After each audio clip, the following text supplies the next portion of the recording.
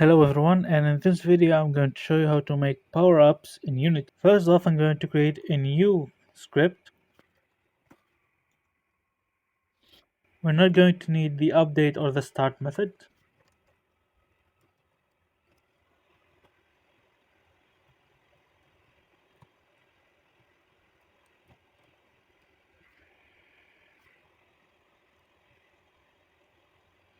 So what we simply did here, we declared a float, whether we want to increase health, jumping power, speed, or whatever. We're going to increase it by this variable. But we want some time where the player actually collect that item or that power up. So we're going to use onTrigger enter. Whenever the player triggers this game object, we want to make a function. Just to make sure not anything that trigger with this power up item, we don't want to trigger the function instantly, so we make this if condition to make sure that whoever trigger or collide with this item is actually the player. Now in this case we only make a debug log just to know that it is working, and we did the required component attribute just to make sure when we add the script it will warn us that we need a collider 2D for this game object. Now we need to go to player. We need to assign the tag. It's currently untagged. Here's the player tag. And for the item, I'm going to right click to the object, sprites, square. This creates a sprite renderer with a white square. I'm going to add our power up script. As you can see, I cannot actually add the script without the collider. So just to make sure of that, we need to add the collider 2D. And then we add the script.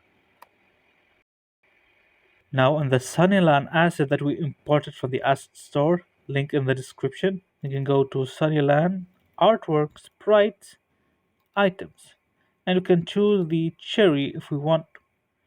So we're going to assign this sprite here in the sprite renderer. Of course, as you can see, it's too small in our scene. I'm going just to increase its size. There you go. Now remember, since we are using the onTrigger enter, we want to make sure that our collider is trigger checked. And our player tag is player. Let's test this out.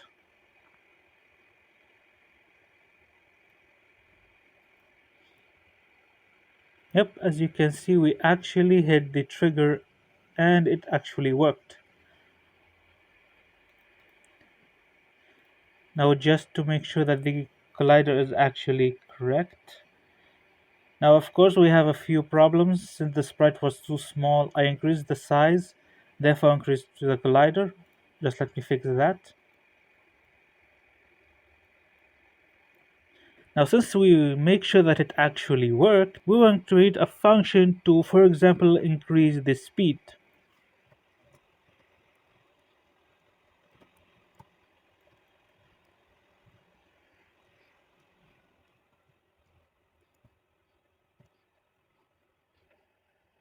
Now since we already make the function in our power up, I'll explain it in a few seconds. We need to actually make a receiver here. For example, if I want to increase the speed, I don't want to increase the variable directly. This is actually a bad practice, so I'm going to make a function that actually increases the speed.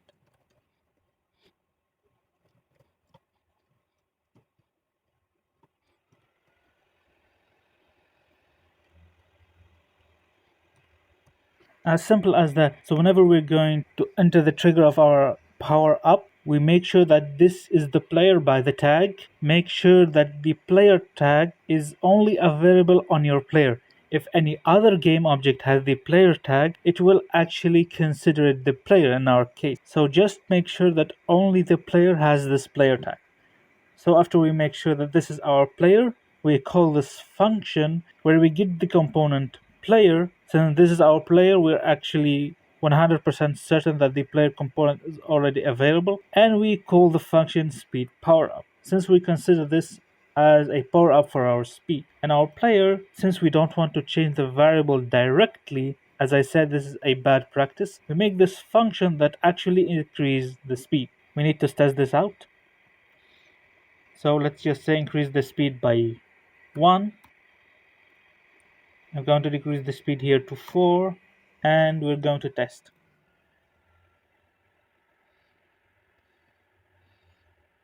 As you can see, the speed has been increased whenever I trigger with this power-up. Now, of course, you can see that the power-up is still exists. We don't want that. So simply, whenever we do that, we just want to destroy our item. This will simply destroy the game object. Let me show you.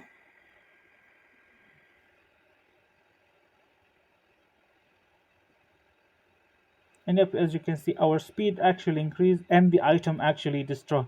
So our player can take it multiple times. Now if you want to make this script has multiple power-ups, instead of creating multiple scripts like power-up for speed, a power-up for health, and so on, we can make an enum here.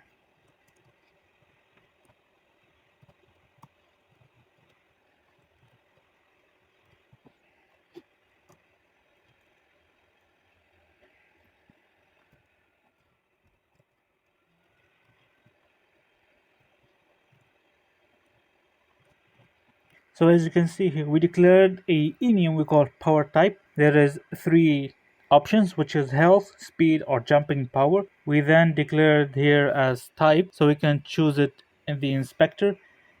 And here in the function increase player speed, of course we can change the name later. We actually check the type in each case. So we use the switch statement, which is check the type.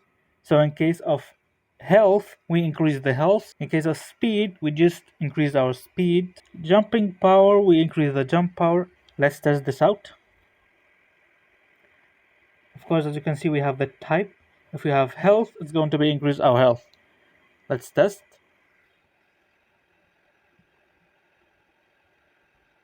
Yep, as you can see, the debug.log actually worked.